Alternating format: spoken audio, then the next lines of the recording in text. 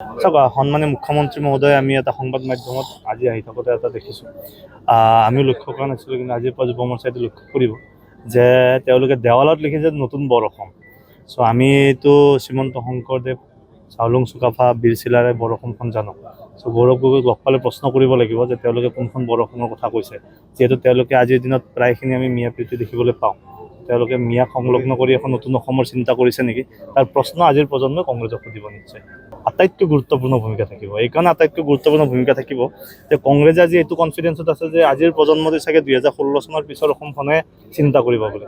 কিন্তু আমি আজিৰ প্ৰজন্মটো বা যুৱ প্ৰজন্মৰ মাজলৈ ৰাইজৰ মাজলৈ লৈ যাম সেই 80ৰ দশকৰ কথা, ৰাইজৰ মাজলৈ লৈ যাম 2001 চনৰ পৰা 16 চনলৈকে কি ধৰণে কংগ্ৰেছৰ নেতৃত্বত অসমত কেৱল অনুন্নয়নে হ'ল।